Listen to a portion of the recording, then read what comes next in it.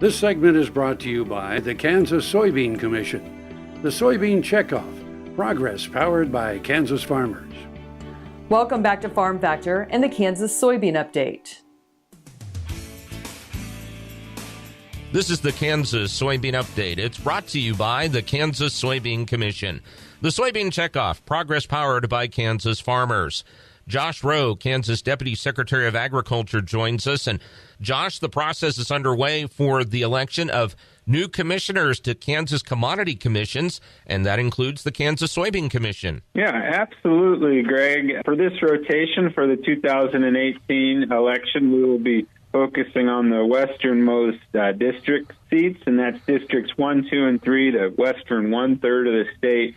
And with the makeup of the Soybean Commission, they have one commissioner that represents all of western Kansas. Now, if there are producers out there who still may be interested in running, can they still apply to be able to do that? Yeah, absolutely. They have until November 30th to submit all their paperwork to us. It's a pretty straightforward process. The one piece, probably the most important piece to get ahead of, is to finish out, to become a valid candidate, you need to have 20 signatures of registered soybean growers with no more than 5 of those coming from any given county. So something you got to think of a little bit ahead of time. The rest of the paperwork is very straightforward. Now, if you're a producer, say you want to vote in the Soybean Commission elections, and you want to vote, what do you need to do? 2 ways there. If you've voted in the past, so that's on a 3-year cycle. So if you voted in the 2015 election, you're in our database. You will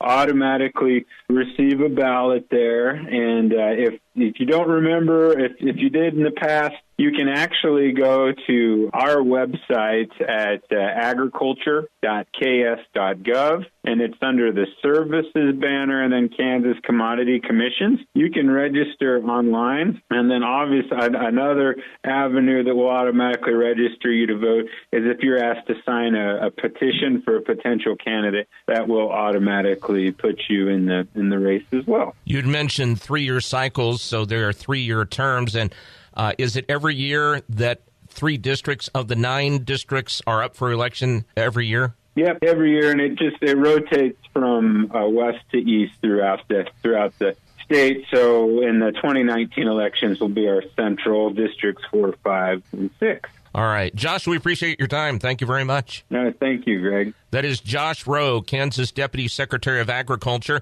who joins us on the Kansas Soybean Update. It's brought to you by the Kansas Soybean Commission.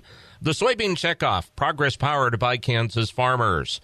Learn more at kansassoybeans.org. For Kansas Soybeans, I'm Greg Akagi.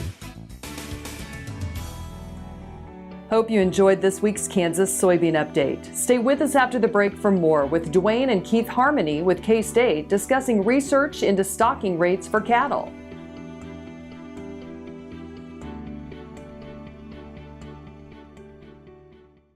All over the country, more and more communities are making the change to biodiesel made from U.S. soybean oil. And the decision continues, improving the health and welfare for millions of Americans while adding billions to our national economy.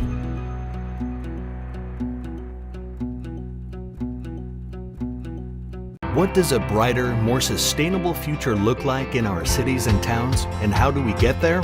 When New York needed an alternative fuel source to reduce carbon emissions, the city found what it needed in biodiesel made from U.S. soybean oil.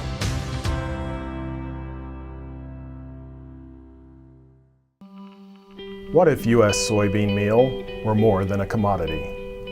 If seed companies and the soybean checkoff built a better variety? That future is here. The time is now.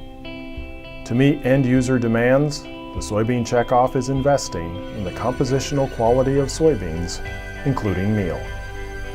A message from the Kansas Soybean Commission, the Soybean Checkoff, progress powered by Kansas farmers.